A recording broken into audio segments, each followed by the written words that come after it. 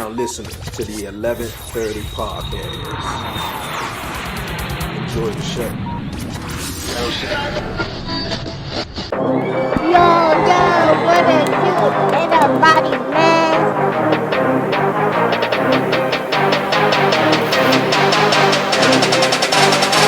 The 11:30 podcast.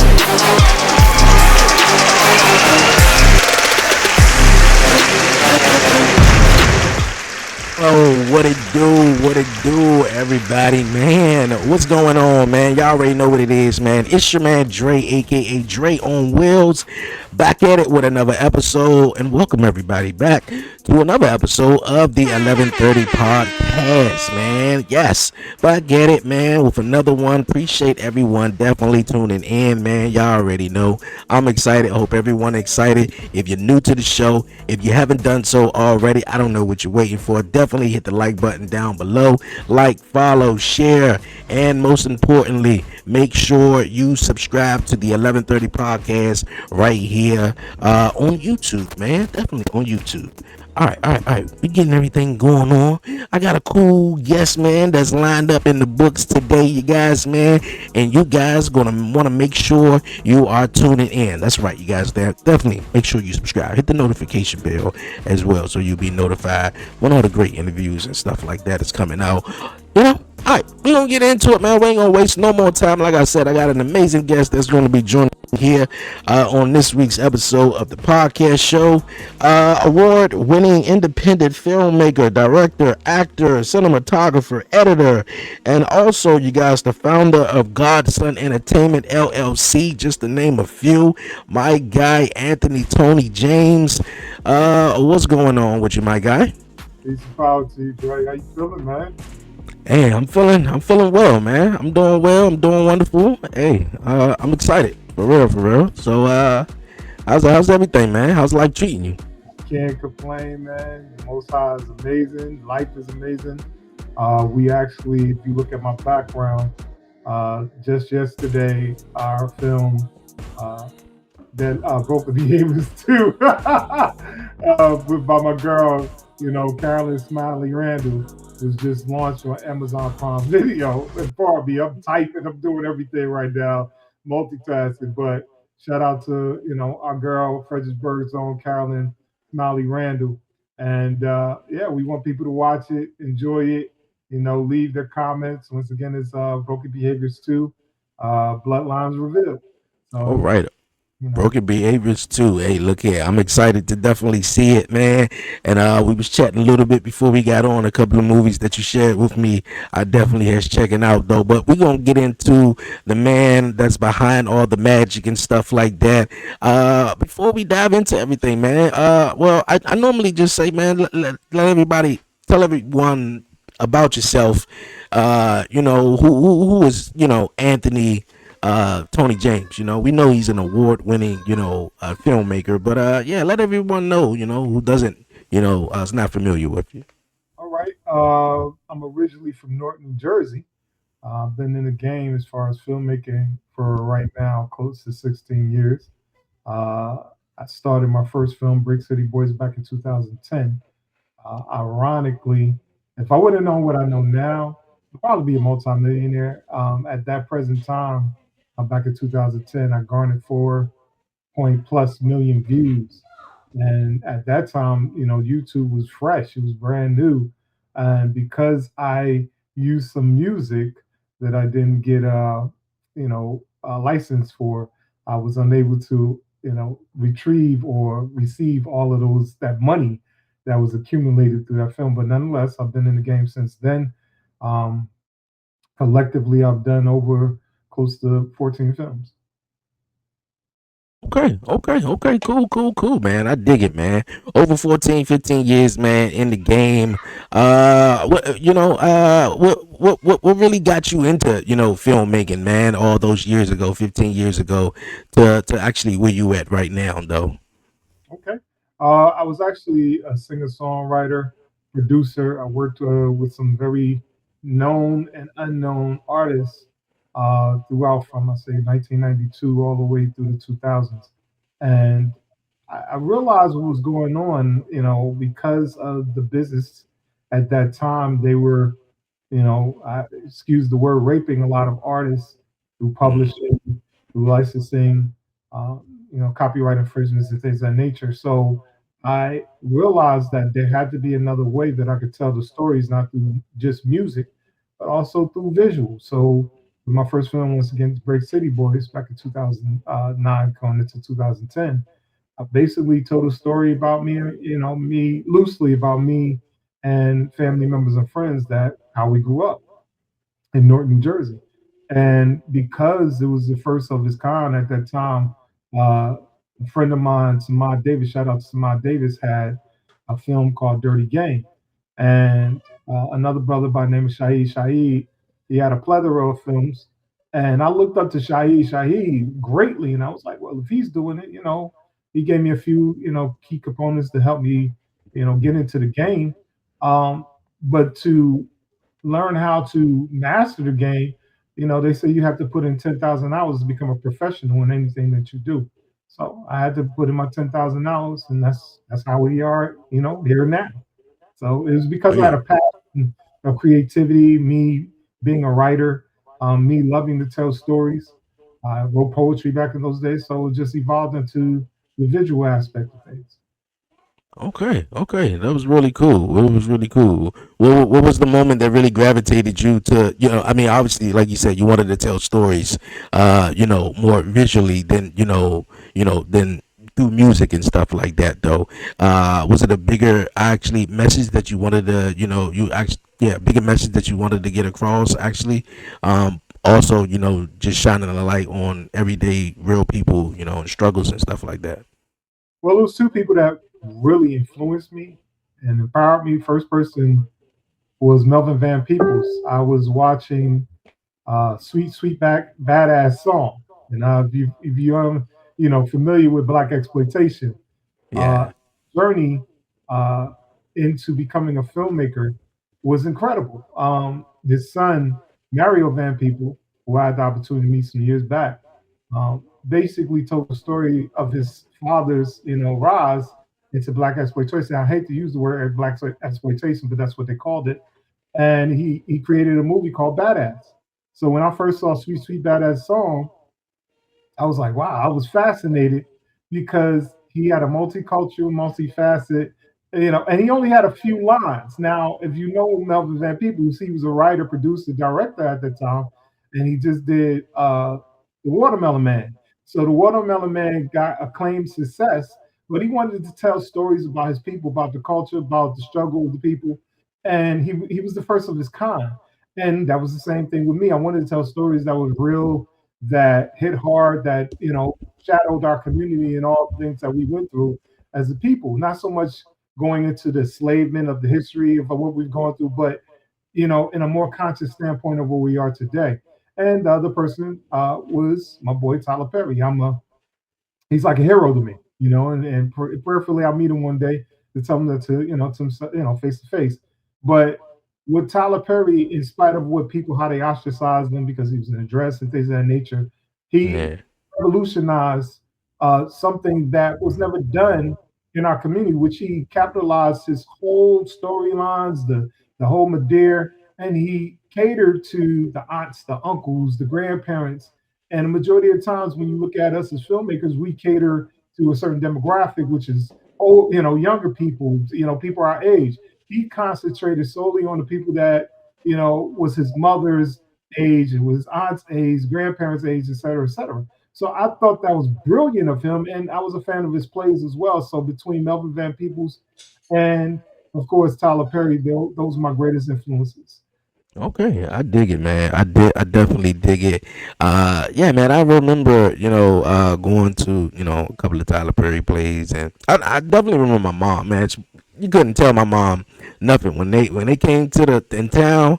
Yeah. Her, my mom, and my aunt, they all would go, man. And of course, when I was younger, I didn't understand all the hype about it. But then, as I go older, I was like, okay, I dig Tyler Perry, man. I definitely like how he does. Tell stories, with the aunties, the uncles, like how you said, because I think those aunties and uncles, man, and are missing in this generation, man. Where it's like I don't even know the right word to say, because I think I was having this conversation with someone the other day. The structure value, Yeah. of our families, has definitely changed. Mhm. And it's like we are dependent on social media for our kids to teach our kids, rather than having grandma, auntie, uncles, and stuff like that. And I think we live in a so weird world now. If you understand what I'm saying, though. But Absolutely. And ironically, I don't know if you guys watched the new Tyler Perry, Joe's College road trip. no, Um, not yet. Looks right now is number one. Shout out to Tyler. I'm glad he reached it. It's so profound. It's such a great movie. Now, ironically, like I said, my heavy influence back in the days was black exploitation. So what he used in this new one was somewhat, trivial. Now people will look at it as, oh, there's a lot of profanity, things of that nature. And the whole thing is he's taking to his grandson to college cross country. Hmm. Um, and if you remember in the 80s, there was a lot of films that did that where they did cross country, especially Chevy Chase, you know, Yeah. he was the king of that one time. Him and John Candy. But what he did with this, he gave us a brief, like really, glimpse of who we are in our history as a people. I can't tell. I don't want to just give it away, but I would tell anybody to watch it. Because he used the demographic of the young generation. I don't know what they call it, Generation X or whatever the case may be, where the grandson is coming from his perspective. And even though Joe was a pimp and he was in the street and he was player, and all that, the historical moments all throughout the film is a glimpse of who we are as a people. So if you could get past, he basically put the medicine in the candy, so to speak.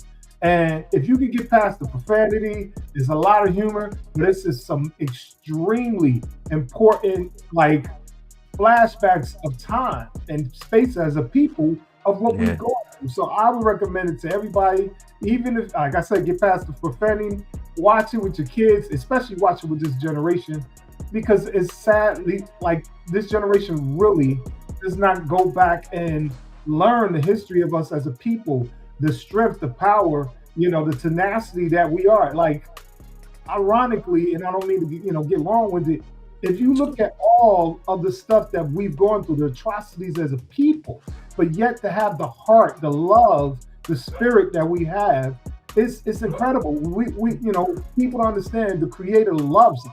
And it's not to say that the creator doesn't love every other ethnicity, but he gave us something different. So even in this film, you'll see how he's giving little, medicine in the candy here, medicine in the candy there. It's a great film. It's a great film. Yeah, yeah, I saw it on of course, coming out. I said definitely got to check that out. I got too busy last night, but yeah, today, Valentine's Day, when we were recording this episode, more than likely I'm probably going to check it out though. But you got to realize though, yeah, like you just said, get past the profanity. Look here. I mean, in a lot of black parents, a lot of black households, man, when you got auntie and uncle around, man, a whole bunch of stuff will come out. So I think it's Tyler Perry does shine the light, which everybody has something to say about something, whether he wore a dress and portraying Medea or whatever like that. Look here, that was a lot of people's grandmama or mamas, that people related to, especially a lot of women or older men and everything like that, and the demographic that he did it does have. So yeah, I love Tyler Perry. Shout out definitely. uh Flip what's that? Wilson, not well, Flip Wilson did Geraldine. There's been other black entertainers who also wore a dress that Yes. because they weren't looked up on, whether it be homosexual or a part of the LGBTQ community, they were able to just bring humor, and sadly enough now, because this over heavy masculinity thing that we're going through in this time and age, even when we talk, we pause. Everything we say is pause. That's wild. We have to keep our manhood, our masculinity present at all times. And it wasn't like that back in the days. Like it's a scene in a Boomerang where, Eddie Murphy says, well, I remember looking at Billy D. Williams and I was saying, strong black, he was like, but I didn't want to get with him. So it was a time where we can give brothers their just due and their credit without taking anything away from them. So when I look at Tyler, Mm. in spite of what people may say, he's a hero of ours, man. He's a hero. Yeah, nah, you're right. You're right. You're right. Nah, I see a lot of videos and stuff like that where, like how you mentioned, everything is, pause, hold up, wait a minute. Oh, wait, hey, and I think, it's just my opinion. I feel like, which everything don't have to be a pause. Hold up, wait a minute. Why you say it like that? Look at it, man. My mind wouldn't even go on there. But I Right. feel as though, it's, every certain, especially I feel like in a lot of movies and television shows, everywhere you look, sometimes you will see, it sort of been pushed upon, or I guess pushed out there, Right. to where it's like, okay, you see two guys, making out or whatever like that. Like, like no offense, that's your thing, that's your thing. But it's like, hold up, wait a minute, like why I and sometimes, I'm like, why does it have to be, pushed so hard, especially in certain areas to where it's like, wait a minute, like kids can see this, kids can watch this, kid could wind up, opening their eyes, or realizing like, hold up, wait a minute, and being confused, or into that case, so where it's like, that's, you don't even want that, but that's a conversation, to be had, of course, down the road, but you Certainly, know, I'm 54 years old, so I yeah. remember, when disco was hot. I remember dancing to Sylvester. I remember dancing to a lot of people that was in the LGBTQ community at the time musically, Hmm. and stopped dancing because of the simple fact that these people might have been in that lifestyle. And this is where the key component of knowing, having knowledge, wisdom, understanding of self comes in, because we didn't ostracize our heroes. We didn't disrespect those who were in, their fields of expertise, whether it be music, whether it be, film, whether it be even I remember when Arthur Ashe came out, right? We didn't question, Arthur Ashe. He was a great player, and ironically, when you look at the demographic of, Caucasian Americans, when Rock Hudson came out with AIDS, nobody slandered Rock Hudson. You know what I'm saying? And I come from that time, where your heroes were your heroes. You respect Hmm. brought to, whatever entertainment, sports, whatever their field of expertise was. We now are in a community where we have to be, once again, over masculine to identify whether or not, we're supporting what we're supposed to support. And, it's like, just like, and I'm rambling right now, but when you look at, Martin Luther King said, "Yo, you don't judge nobody from the color of his skin. You judge them by the content of their character." If we are respectable enough to respect people from every walk of life, then the authenticity of their sexuality has nothing to do with us. It has nothing. Hollywood has always been oversensitized when it comes down to whether it be masculine or feminine, whether it be white, black, Hispanic. I remember when, once again, I'm a man of a certain age. Nobody ostracized Robin Williams, the late great Robin Williams, for playing Mr. Doubtfire. So this is an eternal issue that we have in our community, because since enslavement, we've always had to, prove ourselves as far as our masculinity, as far as our strength and character. It's embedded in our, social DNA. So I mean, But this, well, not to be long winded, but this mm, this is a epidemic to a certain degree when it comes down to our community. okay, why you feel like that's the case though? That we always sort of have to prove ourselves in a way. Well, that goes back to we once again not having knowledge, wisdom, understanding of self. If everything's been stolen from you and you're trying to get back something of yourself to identify who you are as a people, then it's always taken by force, right? Everything was taken by force, you know, to us and from us, but at the same time, we still stayed who we are. When you look at the Booker T. Washingtons, when you look at the George Washington Carver, when you look at DeMarcus Messiah Garvey, we always had strength and character. We all, when you look at Frederick Douglass, we've always had what we've had. We had never had to, reconstruct who we are, right?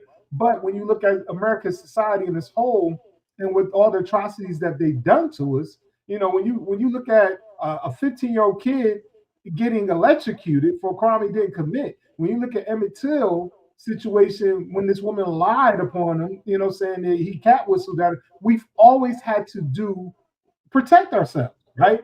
Even when you look at, and I bring this up just to make a point, when you look at The Birth of a Nation, the first film that they showed in the White House, they they made us look like we was after the Caucasian woman. They made us look like we were predators, right? And even in that situation, we had nothing to do with that film. They created that film. Caucasians created that film. They put themselves in blackface because they wanted to keep this narrative going that we were predatory. Like we always wanted what they had. When it actually, put it in reversal, that's them.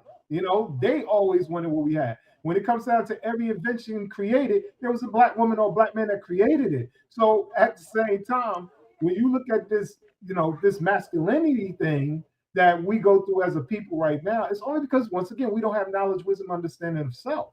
And even if you live in that lifestyle, that doesn't take anything away from what you brought to the table as far as for our community or for society in a whole. So I believe because of the narratives that they spun upon, not us, the narratives that they wanted to, whether we be predators, whether it be we be savages, whether it be, and mind you, we never burned down any of their towns.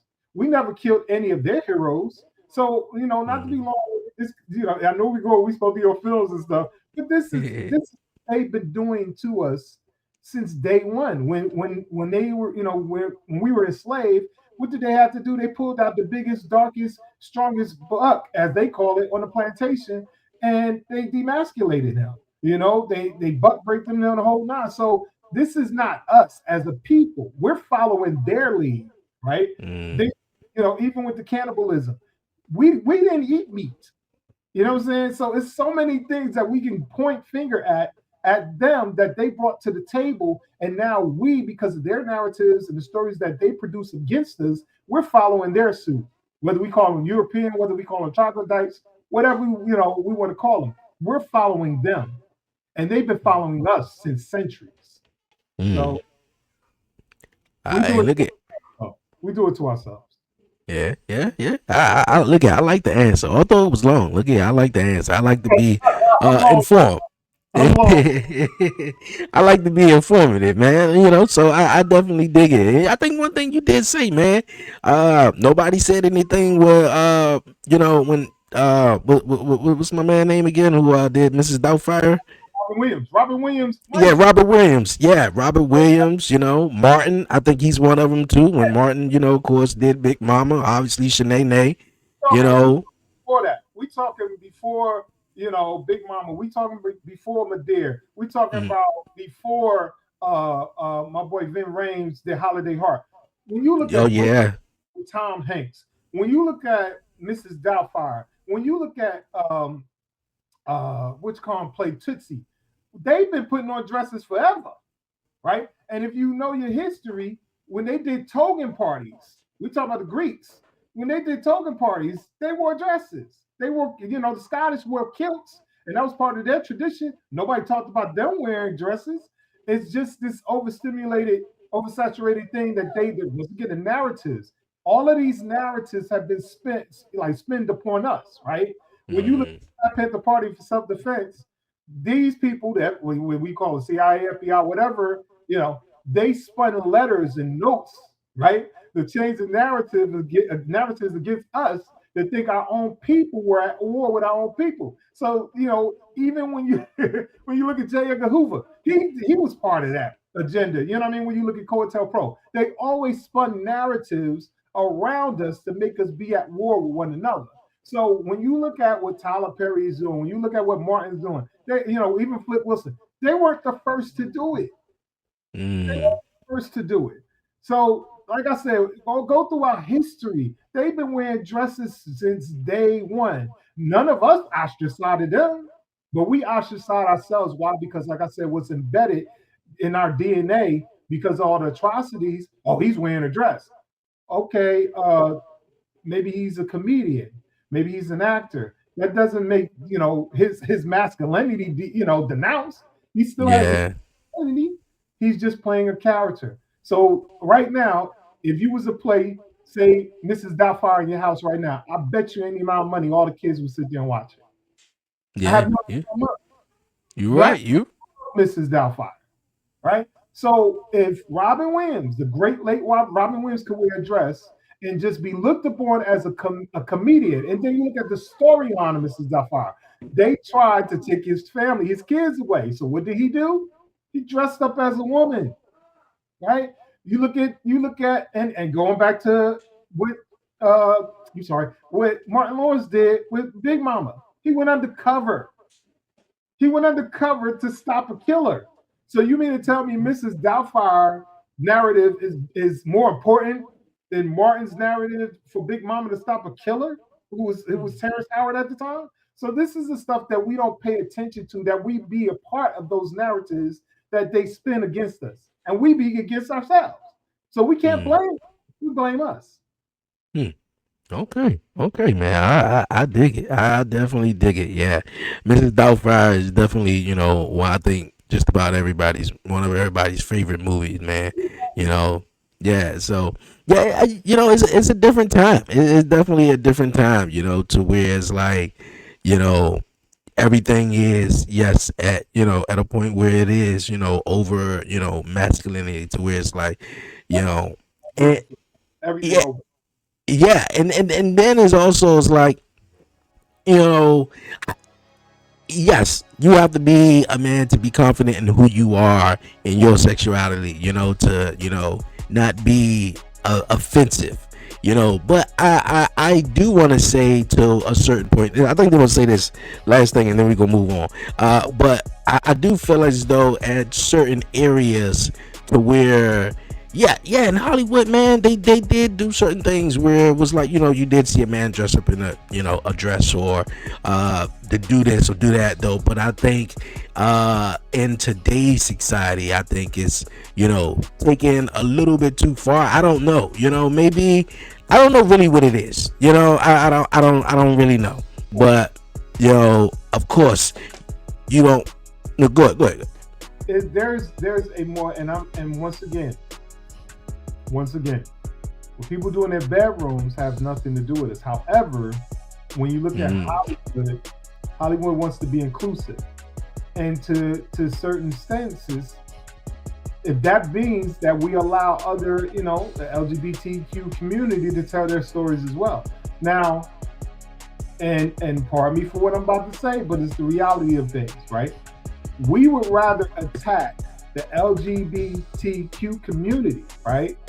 But we won't attack Hollywood for taking the black man out of families on television and film and replacing the black man with the black woman with a white man, another ethnicity. So now that too. We have other ethnicities trying to tell the story of black children, right? And take the black man out the home. So I remember I grew up, once again, I'm 54. I grew up with Claudine, right? And if you know the story, Claudine, I think has 7 kids, right? She was a heavy mother. But she didn't believe in abortion. So that was the key component. That's number one. Number two, she was on welfare to take care of her kids. Now, that was one of the stipulations that welfare would say is, okay, you can't have a man in the home, because if you have a man in the home, boom, you cannot get this check from the government, right? So then she goes and falls in love with, can't think of his name right now. Wow, I get that. Well, she falls in love with Rupert, right? So she Okay. falls in love with Rupert, and Rupert's like he wants to love the kids. He want to be the man that the family's missing, right? And in order for him to stay, he got to come on the days where the welfare agent, and I use the word agent because that's what it felt like to me. Yeah. Where worker or agent wasn't coming in, and then one day she just happened to pop up, and now they got to hire Rupert in the closet. Now, why do I bring that up? Right? When you look at everything from what Sidney Poitier has done, and for Melvin Van Peebles, and all the greatest accomplishments and contributions that Black men have done for Hollywood.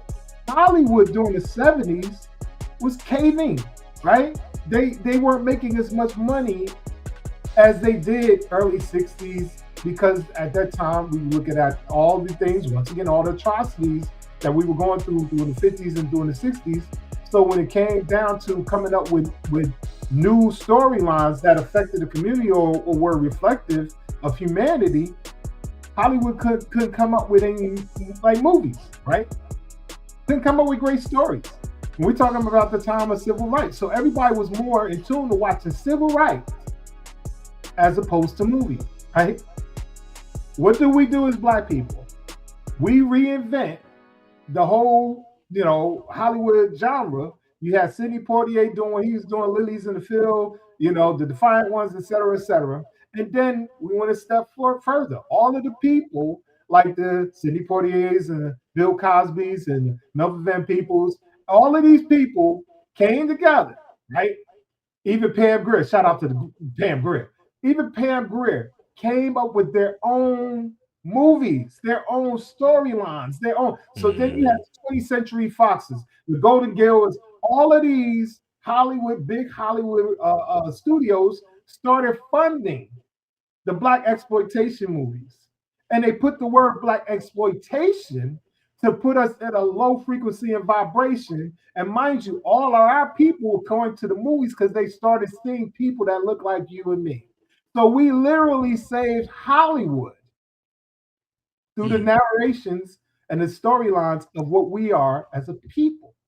Now, does Hollywood give Black people credit for that? No. No. Does Stanley give credit for Wesley Snipes saving his studio through Blade? No.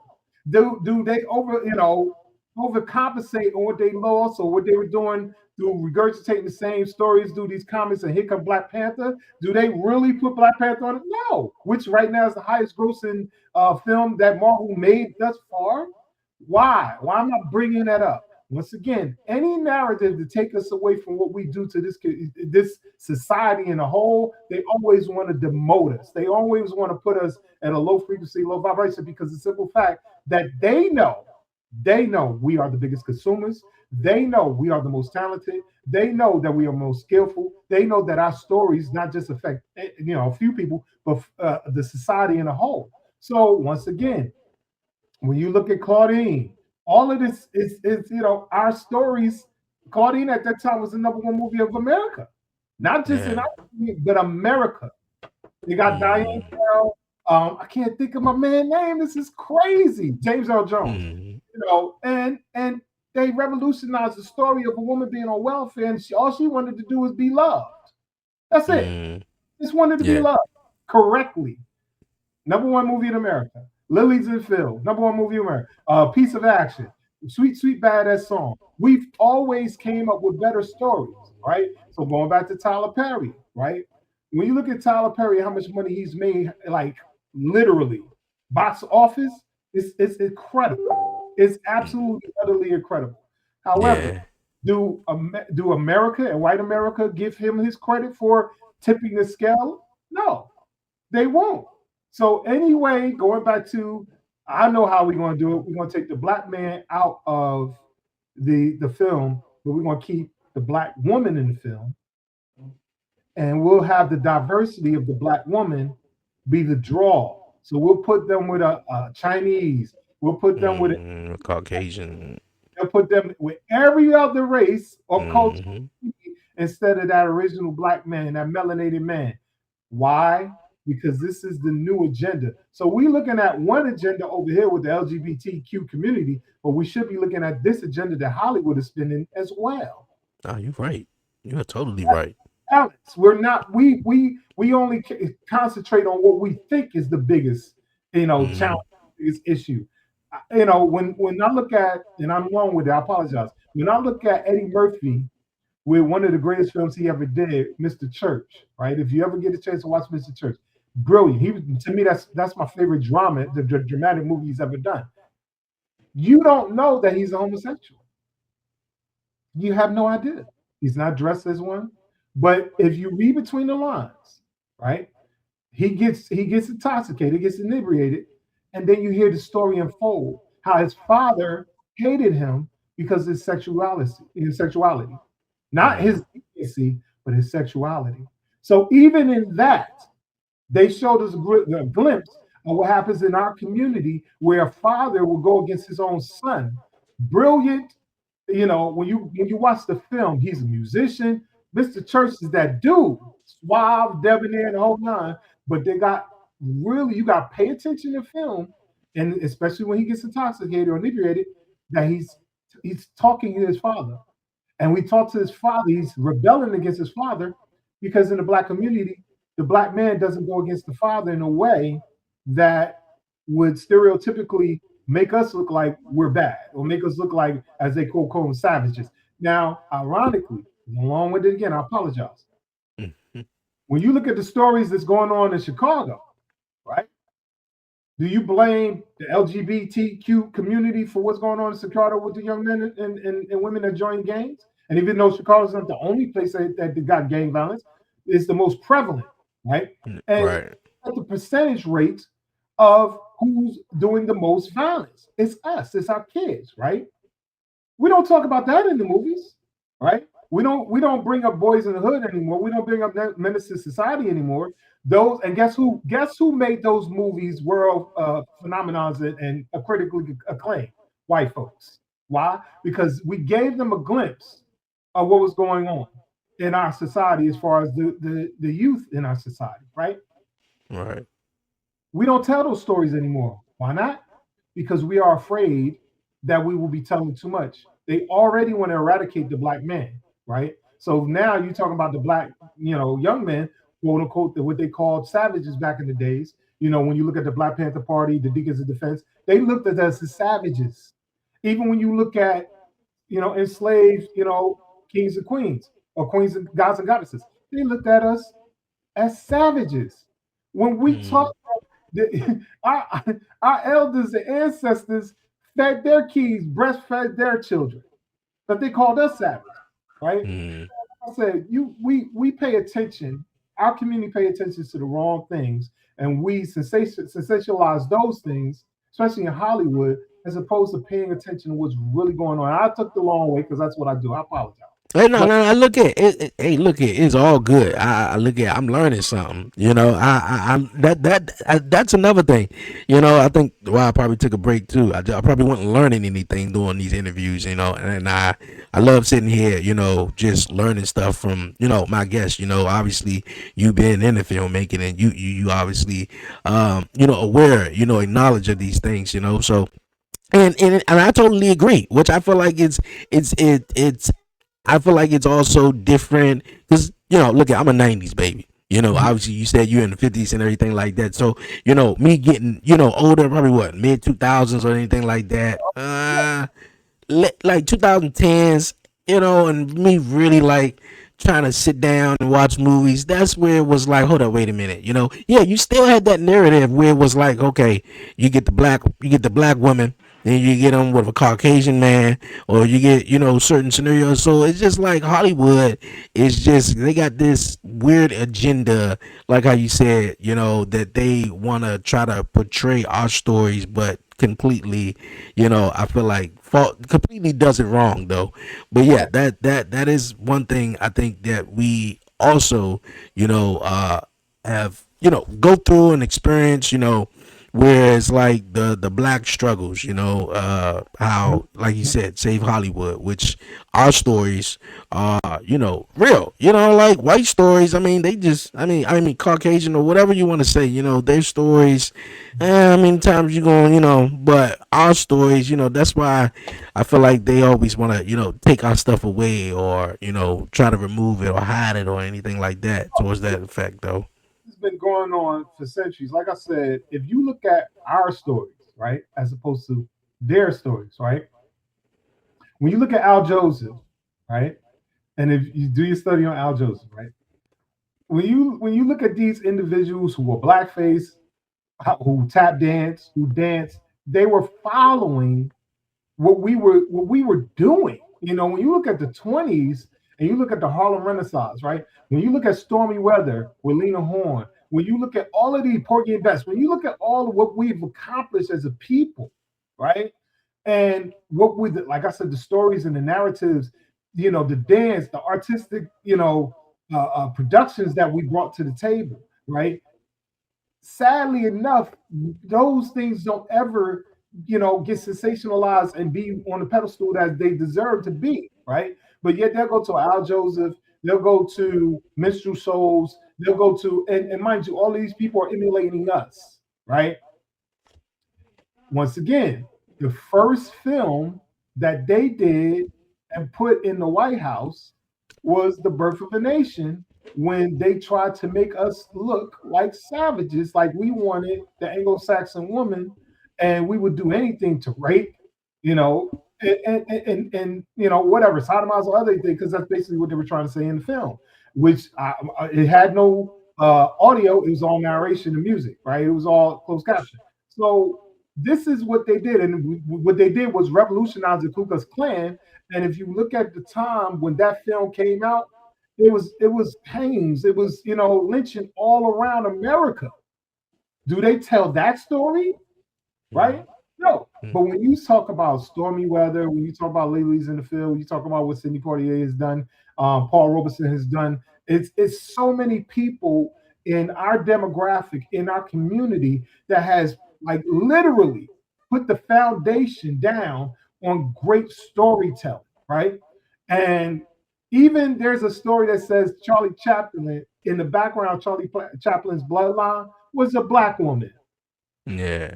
That's a allegedly that's a story. Charlie Chaplin was black, right? Mhm. So even with Charlie Chaplin, we look at what he did.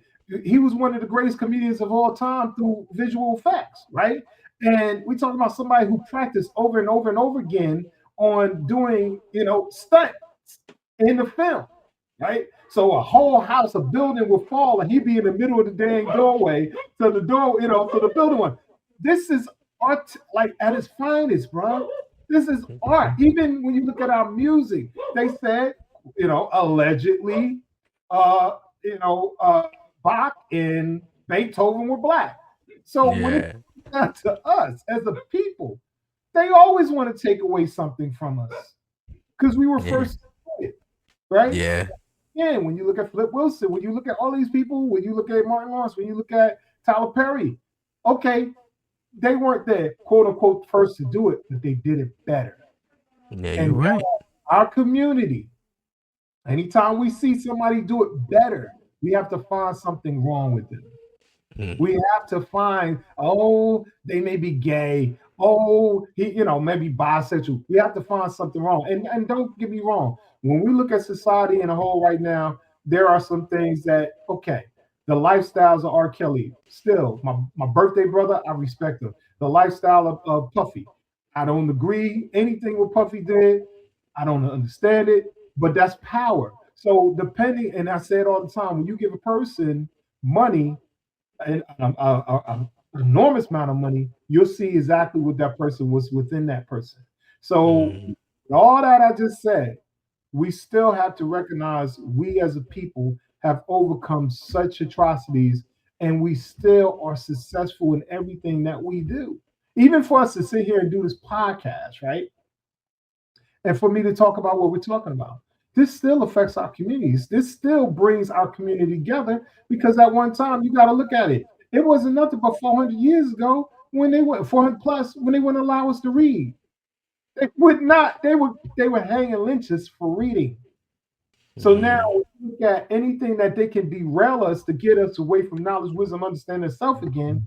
Whether they give us this biggest computer in the hands, so now everybody is looking down as opposed to looking up, and taking away from us being in the sun because we are the original man and woman. This is what they've always done. This is nothing new.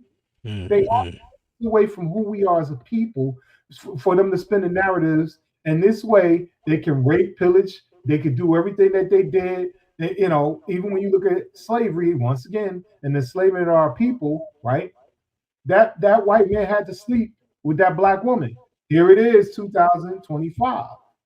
Now it's okay because he's in a film. He's in a television series.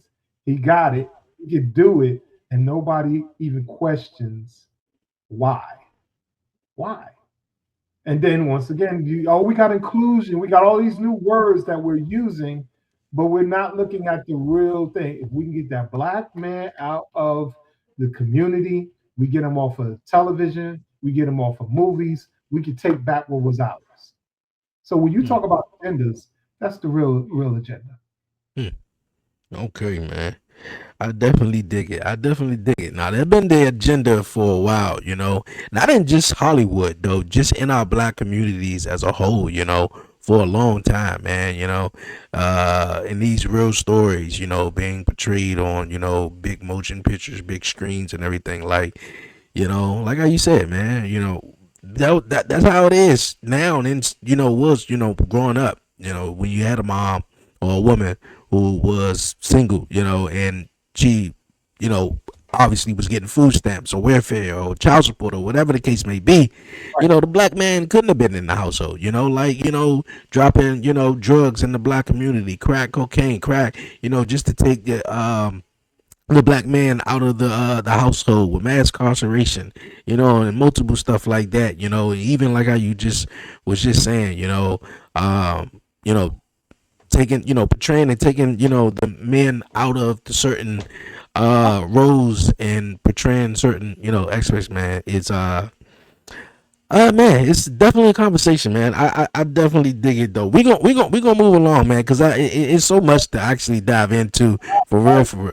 Favorite subject. History is my favorite subject. Even I'm trying not to go on a tangent again, but like I said, I'm 54. I was there when the Central Park, Ozana Mm, was captured, and I was there and I saw it when the president took out a full page, you know, in the New York Times to take these brothers out of their family, take them away. They were children, bro. They were literally children. So once again, even when we look at that little glimpse of history, taking the five black young men for a crime they didn't commit, mm, that's always been their agenda.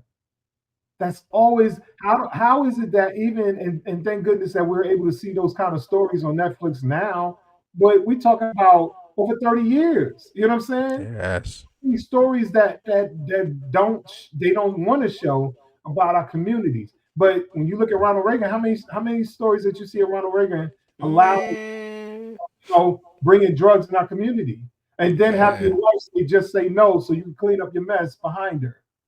She's cleaning up the mess while she's saying just say no over here. Your ass is over here bringing in drugs to affect our community, and then you say it's us. While they're doing what they're doing over here, you bringing guns into our community and then saying it's us. So I'm sorry, bro. I get on a tangent Nah, with this, man. hey, hey, I want our I stories. dig it. We Yeah, got our stories precisely, and that's the reason another reason why I became a filmmaker. Right. mm, One of my film supposition is about the killing of a young black man, and ironically, after the father, who was also a cop, which the guy that killed the black kid was a cop, racist cop, right?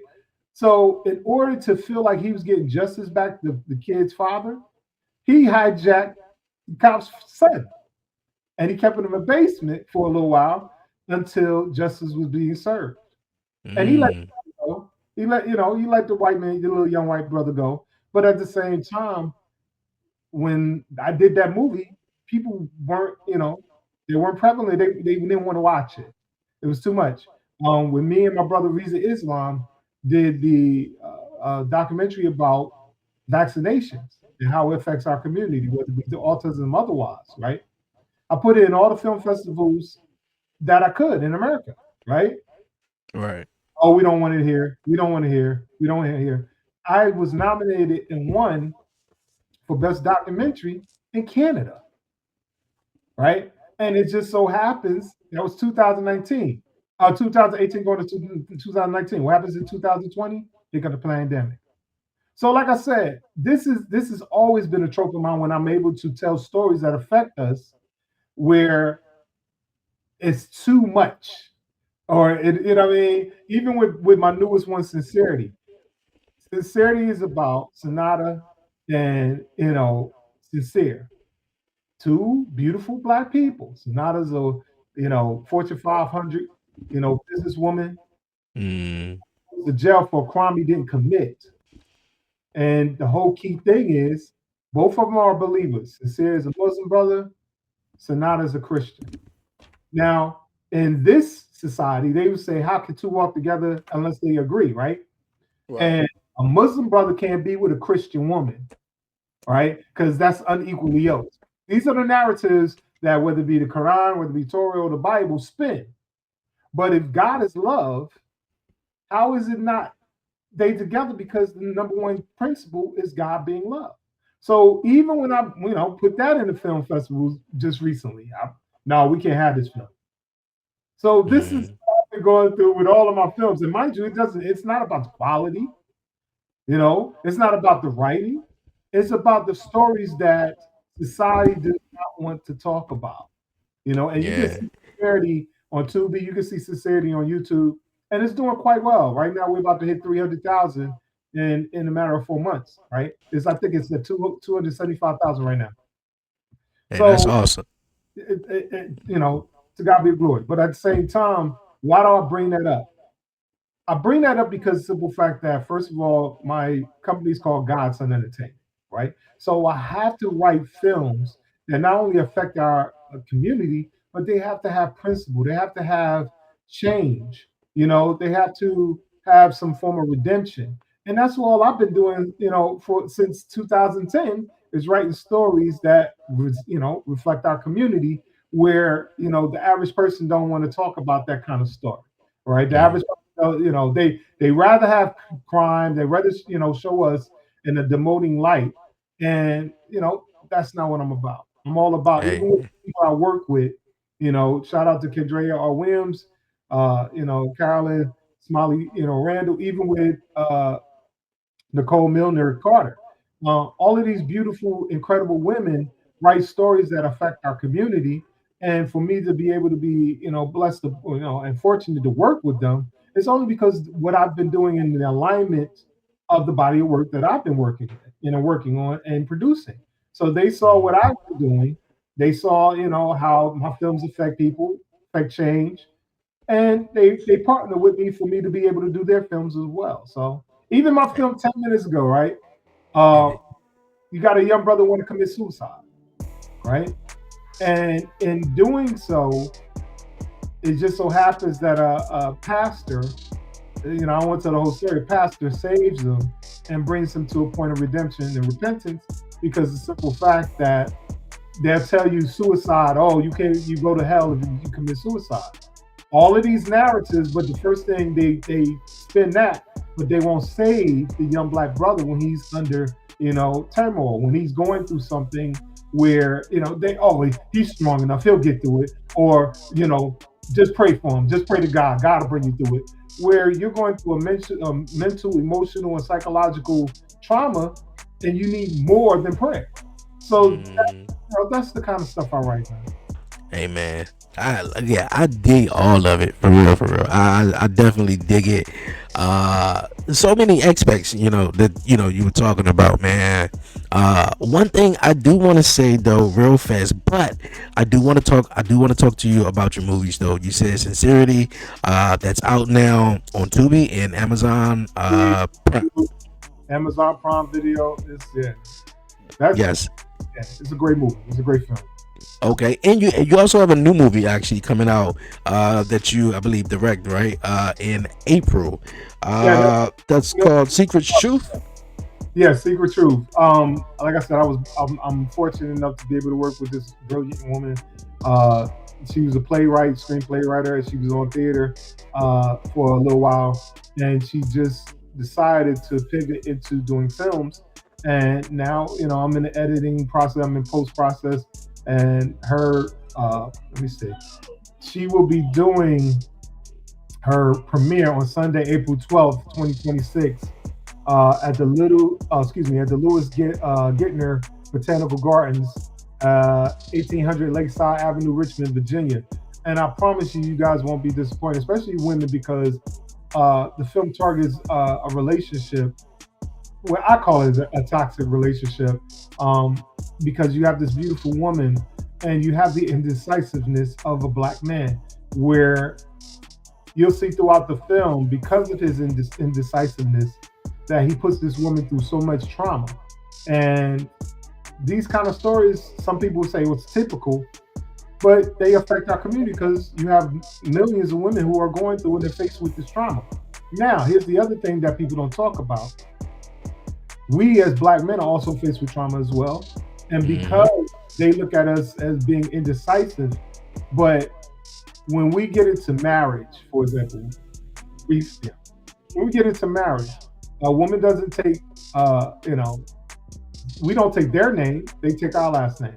When it comes down to being the head of household, so to speak, there are so many things that if a man is not mature enough to handle his responsibilities in becoming, you can love someone all you want, but there's more responsibility that's put upon the black man, or just men in general, and the expectations of what we're supposed to do when we say I do, or even in relationships, right? When you take a woman out for a date, the woman ain't taking you out the date, you're taking her out the date. So all throughout the process of being, whether it be intimate or trying to relate to a woman, a man, if he's immature, is not going to be able to handle the responsibilities that's put upon him just to be attracted to a woman, just to get to know a woman, just to involve himself with a woman. So these are the questions and the things that we need to discuss when it comes down to just relationships in a whole. So to a certain degree, you'll see that in the film. Okay, man. I definitely dig it. Secret Truths coming out this April, you guys. This April. All the links will definitely be down below. So you can definitely check out all the latest films that my man Anthony Tony James have. One thing that you talked about too, definitely black men, and also, you talking about stories and real life struggles, man, just so you could get that narrative out there, instead of having, Hollywood try to, tell our story and water it down or whatever like that. I'm a black man, you're a black man, you have kids. Absolutely. All right. And I got a little one. Yeah. He's 3, and I think it's very important. I'm pretty sure you does as well. Tell stories, about fatherhood and about the importance of fatherhood, of having a father in the family. And we was just talking about the narrative of how the government tries to take the black man out the household, or in certain situations where the black man is looked down upon or whatever like that, or he's crazy or whatever like that. But I think it's very important. I think it's imperative, for us black men. I just spoke about it, I think, on the last episode, on one of the last episodes of the podcast, that I think in this generation, I feel like it's a lot of guys, man, who are stepping up, man. A lot of us, who maybe grew up maybe in the 90s or so, maybe the 80s. I want to say majority of us grew up without our dads. Whether our dads was out on the street or whether our dads was doing whatever the case may be. I feel like it's in this generation, growing up without your dad, you don't want to use that, because also, I don't want to feel like I'm jumping around, but we as black people, we pass down, trauma, and of course, the white folks, everything they pass down, wealth, money, etc., etc., etc. But we pass down trauma, and for my father not to be there, you know, for me when I was little as his son, I don't want to pass down that same trauma to my son. While he's little, I want to continue being there, and I think a lot of guys is taking that, and initiative, man, just to be present and be there, and to just be in your kid's life and be involved and everything like that because like we was talking about, it's so pushed upon to where it's like, oh, men ain't, it's like, you're only good for what you can do, but or what you can bring to the table or what people can get out of you or something like that. So I think it's very important, that we talk about, or definitely shine that spotlight on black fathers and black sons, and how it's important. Even black fathers with black daughters, to where they can grow up to knowing how to treat a man or love a man and keep a man, whatever the case may be, but definitely important for father and son to direct you in this journey of life, to show you where to go. Yeah, you're gonna fall, you're gonna make mistakes, you're gonna fail. That's a part of life, but you got to get back up and continue going. So I think that's very important. I think we don't see a lot of situations like that, like how you mentioned earlier in the show, where we do see situations where it's like in the movies or in entertainment, to where it's like the father is on drugs, or the father is a dope dealer, or he has resentment for his child for being gay or whatever like that. I think we should really share that, talk about and share that father and son bond that seems to really be taken away in our community, and stuff like that. So I think that's important. In my film, not to cut you off, in my film, Sincerity, ironically, that you're talking about, I'm great that, thank you for sharing that.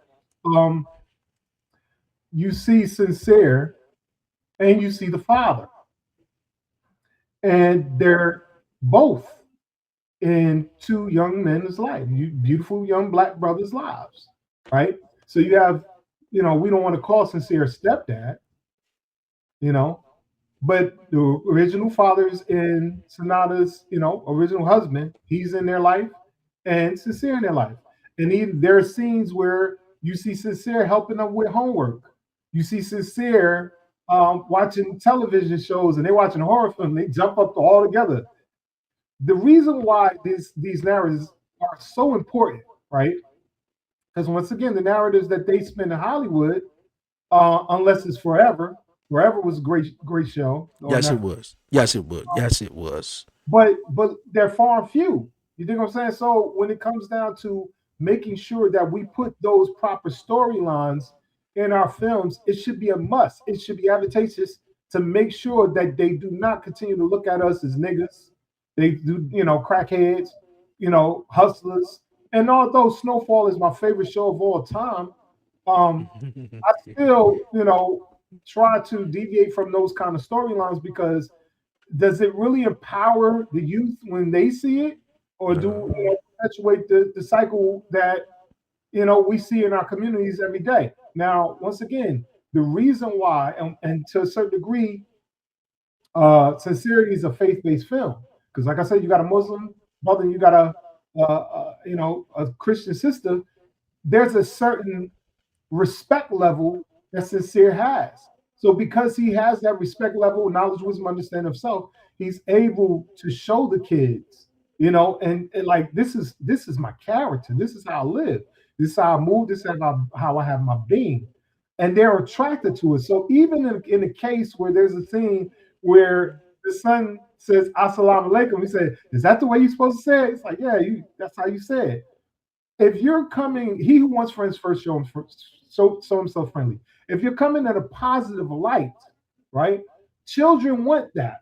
Children want to be revered and appreciated, but in a positive, direction. You have to give them something that they can see visually, that they say, "Oh, I want to be like that." You know what I'm saying? And the narratives that's been spun in Hollywood, for whether it be white community or black community or otherwise, they only Mm, in those kind of narratives because they're popular, right? Because they make money. And when you have integrity, you want to make sure that you don't have those kind of narratives coming out of your production. So sincerity, you see the father and you see the extra father, so to speak, or the additional father in sincere come in and be with the kids and continue to help them grow and succeed in society. So it's mm, important to me. It's yeah. extremely important to me.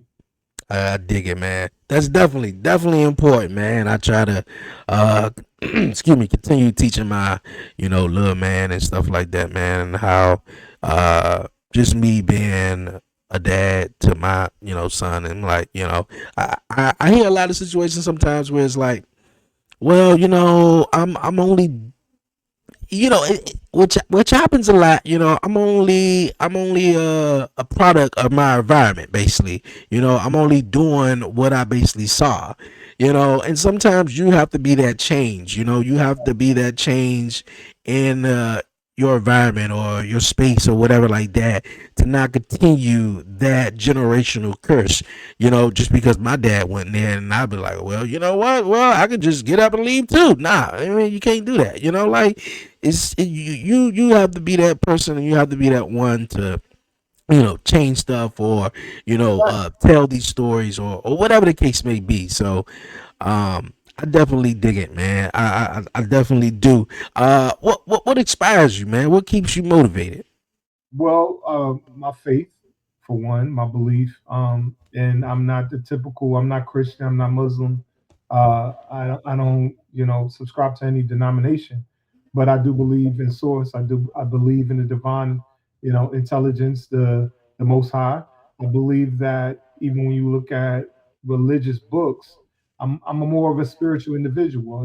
I study everything. I don't limitate my, put a limitation on educating myself or my intelligence. And once again, even in doing that, I don't ostracize people's belief systems to make mine feel like I'm more superior.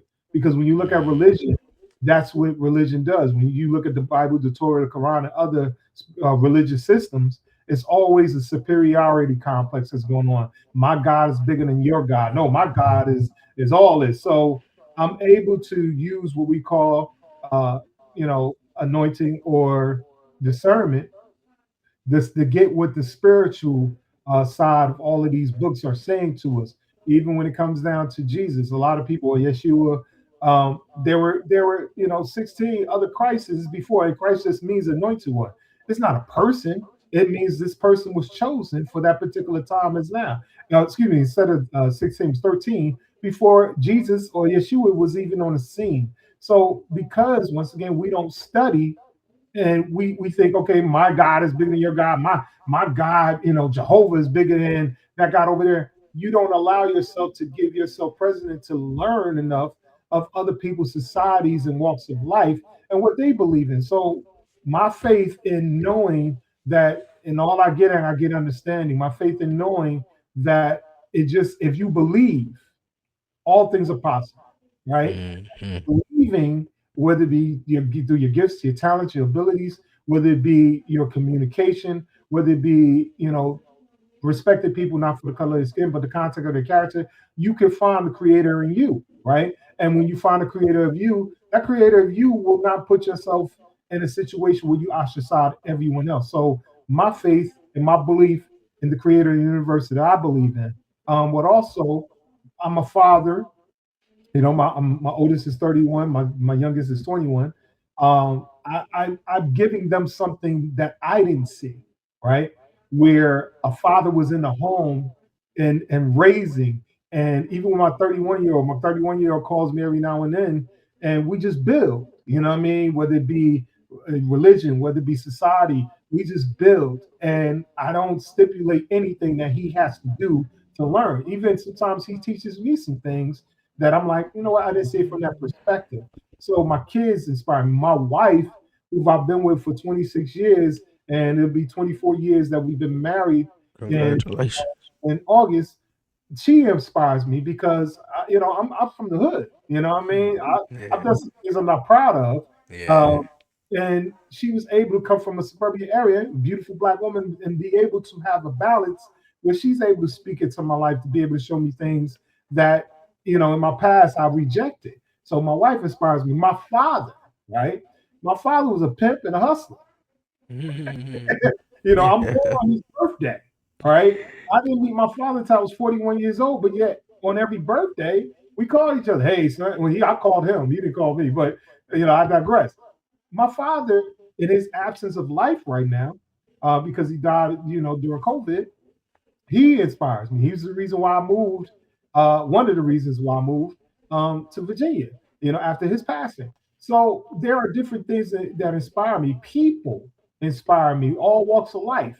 When I got down Mm. to Fredericksburg, I'm gonna be honest with you. I was Black Panther all day. I was, if you look at my library, die nigga die. Sure. You know what I'm saying? So all of the things that reflected who I was as a person. Every day I was putting up on Facebook. My cousin, my wife was like, "Come on, Tony, you got to stop," because I was attacking white folks. Right? So troglodyte or Anglo-Saxon. But when I got down here, even the place we live, inspires me because I go to a farmer's market and all walks of life is there, and they're walking the dog, and we walking the dog, and it's not the society, and it's not trying to say that Fredericksburg is a utopia, but for me, it's a utopia, right?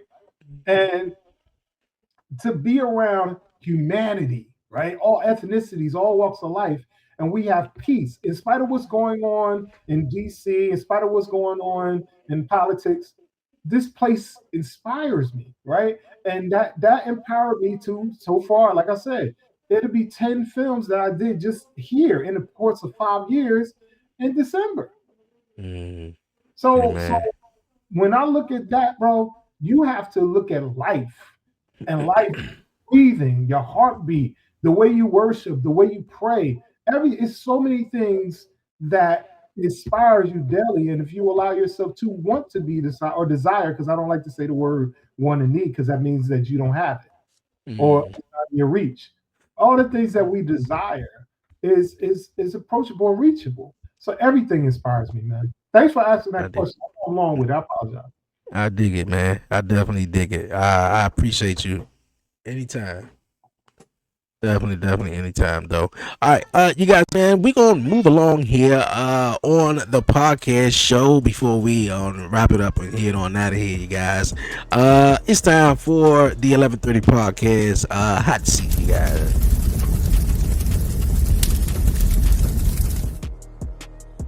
All right, Tony, man, I got 5 questions for you, and we gonna roll with it. You ready?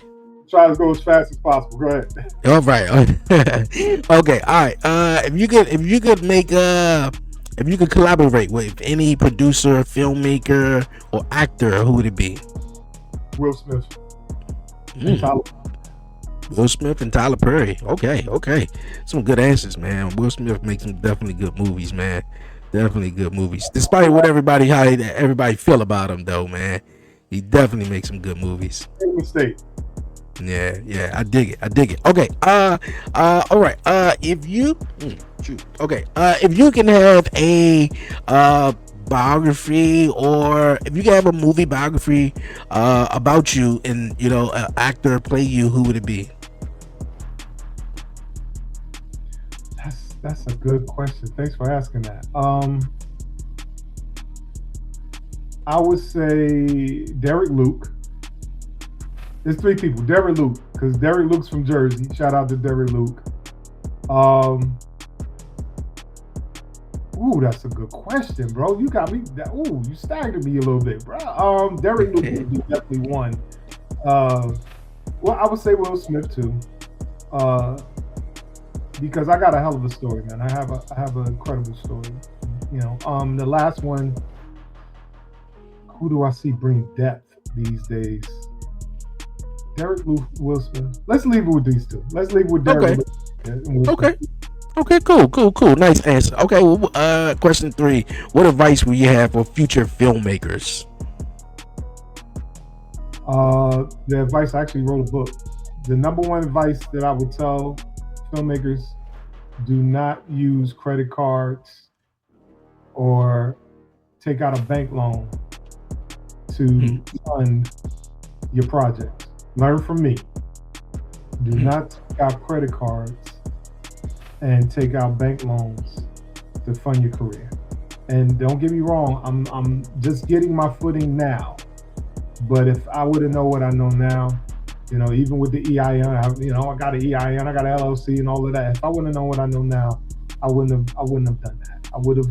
And mind you, I've been doing everything I've been doing since day one by myself. I didn't have anybody to teach me financial literacy when it comes down to filmmaking, and that's the number one thing. Do not take out credit card loans or a loan itself, a bank loan, to fund your dream.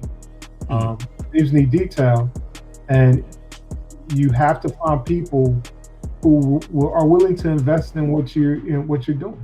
And don't put all that weight on yourself where you owe people more than you're making. And I'm making money now that I owe people, so I have to pay them back. And I'm grateful for it. I'm thankful and I'm grateful for it. Yeah, I dig it, definitely. You don't want to have to owe somebody as much as you make it, man. I think that'll definitely put you in a bad spot. So, yeah, I definitely dig it, though. All right, question number 4. Say that again. I said, in this business, you can make some money. Don't get me wrong.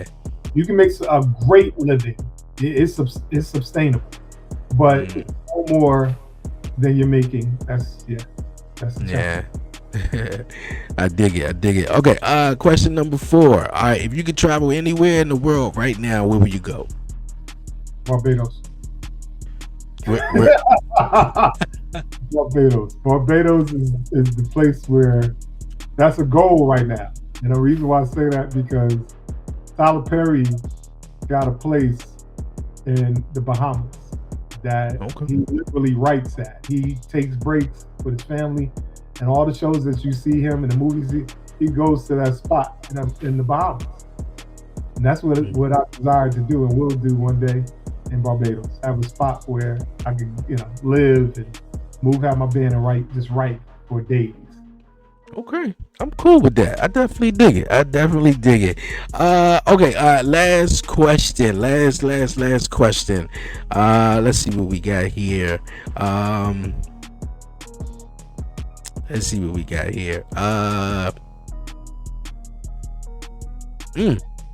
I think I just had the question blacked out. All right, where do you see yourself at? Do you see your films at 1 year from now? 1 year from now, the goal is to have 6 movies done. So we're talking about from here to 6 movies done, and working on a studio here in Fredericksburg. Okay, Fredericksburg. Yeah, you did say that, Fredericksburg. You down? What part of Virginia are you down in? Yeah, I'm down in. I'm 50 minutes away from Richmond, 50 minutes away from DC, depending on how I-95 and Route 1 is going. And the creative universe planted me here, and it's been nothing but, short of amazing, man. I have autism. My 21 years autistic, and where we live and reside is nothing but autistic families here, right? Okay. So yeah, I'm in love where we are. I'm in love. Storms have passed over. It's an amazing place. I've been working with some great, incredible actors and actresses, and I'm just fortunate. Okay, cool. Yeah, I mentioned that.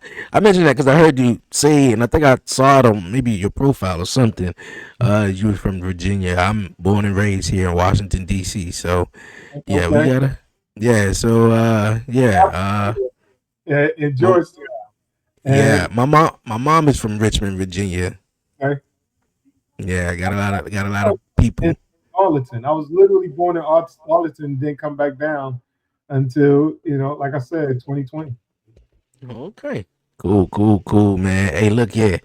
Hey, the Lord, man, to bring us together, man, one way or another.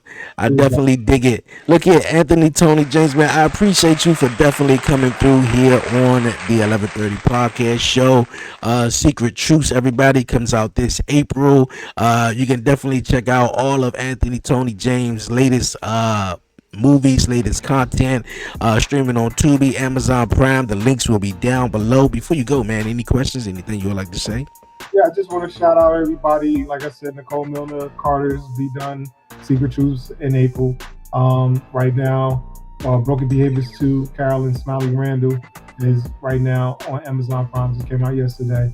Also on Amazon Prime and Tubi, Miss Kendria R. Williams, Deadly Obsession 1 and 2. We'll be putting out her other film, The Hope series, in May. Will also be on streaming platforms as well. And also, shout out to my girl Sincerity Tia, who actually I did a documentary entitled Born to Mike, where it talks about the subject matter is poets that come out of Baltimore, Maryland, and that would be out in June.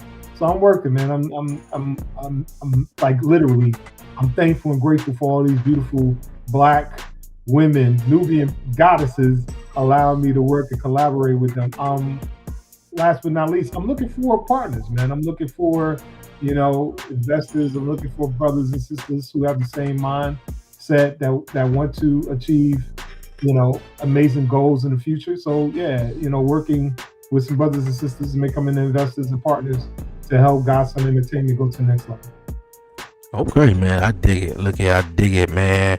Man, look at it. Been awesome once again having you on the show. All the links will be down below, you guys, man, so you can definitely check out my guy content and everything. But for now, man, yo, keep killing it, keep doing everything you doing. Thank you, brother. Thank you for even having me on. Like I said, I'm long-winded. I live in this box right here in front of my computer doing all this editing and filming. So I thank you for the opportunity, man, to let me speak my piece. Hey, me too. It's all good. It's all good. I appreciate you for definitely coming through, man. Everybody tuning in and watching, man. Sit tight. We're going to be right back in 30 seconds. We're going to wrap up the show. We got the WTF moment and more. Don't move, man. You're listening. You're watching to the 11:30 podcast. Man, I'm a family man that live by key components: faith, morality, and love. And yes, this is a Christian home, but whatever you call God, and whatever I call God, still God. You get what I'm saying, son? You tell me what makes you think that our son is gay? Is it because we raised him to be polite? Or is it because he's not typical? Or maybe it's because you're from Newark, New Jersey, and all your little friends made fun of people that were different from y'all. Whatever the case may be, if he is or if he isn't gay, he's still my son. In boxer briefs or laced underwear. Sasha, I wasn't trying to offend you or our son. I was just asking a question. Because Junior was in there shaving his nuts. And in there shaving... Why does that matter? You should take a note from your son. I don't shave my nut ass. You need to, though. They caught in my throat. Yo, we back here on the 11:30 podcast show. Appreciate everyone sticking with me throughout the short break, man. What an episode. Anthony, Tony, James, thank you for coming through here on the 11:30 podcast show. You guys, man, definitely go check out the movies, man. Go check it out out, man. Streaming on Tubi, man. You can definitely catch some of the movies on Amazon Prime, you guys, man. So definitely the links are down below. Anthony, Tony, James, thank you for coming through here on the 11:30 podcast show. But you guys, man, before we head on out of here, you guys, man, you know what time it is, man. Yo, it's time for the WTF moment of the week, you guys. Yes, first WTF moment of the week for the new season, man, for real. This WTF moment, excuse me, man, I'm just sort of getting over a little cold and stuff. But this WTF moment, this is the first time back. Yo, and I'm from Washington, D.C., and I want to say, yo, Metro SS, y'all ass some trashes, man. I just want to say that, man. I think I've been thinking about this for the longest, man. I was like, yo, boy, I'm gonna just save how I feel until when I come back with the podcast, boy. But Metro Access, man, y'all asses is some sorry asses, man.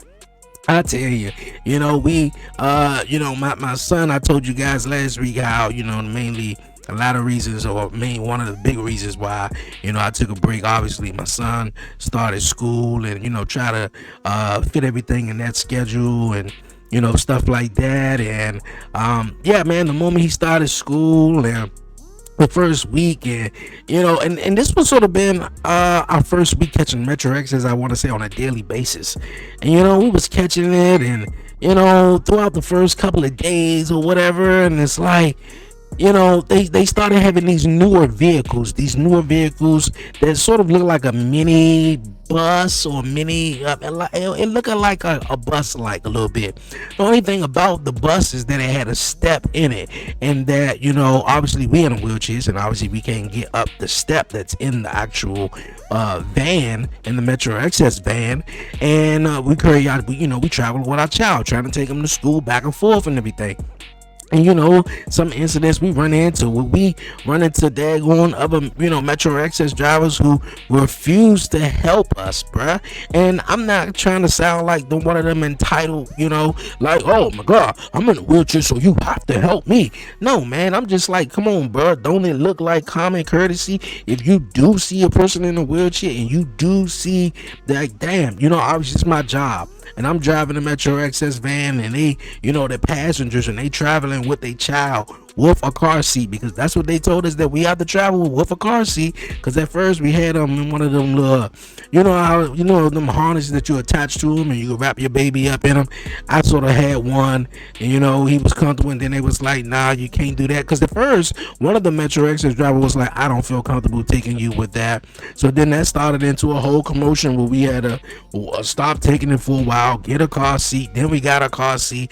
Then it was announced that they couldn't help us. And I get it. Like I said, man, if I'm the driver and I see that you got a baby and you're in a wheelchair and it requires you to put the baby in a seat and it's a step right there that's preventing you to get to that seat, I'm going to help you. I think that, man, we just don't put kind of courtesy and respect towards others, man. We glorify with just money, and we just like, like it's nothing but a job. And I get it. You got to follow your job, and if you don't, you may lose it. And that's a paycheck that's off of your table, food off your table. That's not what I'm trying to do. But it's clearly that you could be like, yo, man, like, I could, and even like what? I think the last time we took him to school, because right now he ain't been in like a week or two, well, a couple of weeks, for real, until you go back to the doctors, though. But, I think one of the last days that we did, take him to school a couple of weeks ago, my man pulled up. He was like, man, they know they supposed to send y'all the other vehicle, because the vehicle that I'm talking about has a step in it. And it wasn't even about asking my man. And the crazy thing is, he was one of the drivers who, came to get us. Once we dropped our child off, and obviously we had issues in the morning, and it was another van coming back. And I forgot what happened to that van, but he came to pick us up. Oh, they told us they couldn't take two wheelchairs at one time. And that was bull crap, that you couldn't take two wheelchairs at the same time. Well, we always take two wheelchairs at the same damn time. It's just about who you come in contact with, what driver want to do their damn job that day and don't want to be fucking lazy, bro. You feel me? Like, it's a 60-year-old lady who do her job to the daggone fullest and everything like that, but then you get a scrawny ass 5'7" looking dude who talking about, yeah, I need assistance and everything like that. And and I feel like from there on, I think we had a little bit more back and forth, like, oh, you can't take two wheelchairs. I'm like, bro, yes, you can. So, Metro Access, man, y'all need to get y'all shit together. That was my little rant right there, WTF. I think I had to get that off my chest. I had to get that one off, though, but I got more Metro Access stories definitely coming, though. But you guys, I ain't gonna ramble on. This been a quite a bit episode, about over an hour, man. So this been great. I appreciate everybody tuning in, tapping in. Anthony, Tony, James, thank you. Award-winning independent filmmaker, editor, director, actor. Thank you so much for coming through here on the 1130 podcast show. Definitely, you guys go check out his films, streaming on Tubi, Prime Video, all that great stuff, man. Yo, once again, man, definitely make sure you subscribe right here to the 1130 podcast show. And of course, you guys, man, Beyond 1130 is back, man. It's back this week. So make sure you tap in because the gang is back. Brian B, Harley, Chanel, and myself. Beyond 1130 is back. So definitely tap in. But what an episode, you guys, man. I'm going to hit on that here, you guys. Until next time, be easy, be smooth, be safe. Give all the glory to God, man. Won't he do it? Yo, until next time, it's your man Dre, aka Dre on Wheels. Know what time it is, man. Hit my theme music. I'm from the city, DC, that's where I'm from. 1130 podcast, Dre on Wheels, he is the one. Let's get it, yeah. Who with me? Let's get it, yeah. Who with me? Yeah. I'm from the city, DC, that's where I'm from. Let's get it. 1130 podcast, Dre on Wheels, he is the one. He the one, nigga. So let's get it, baby.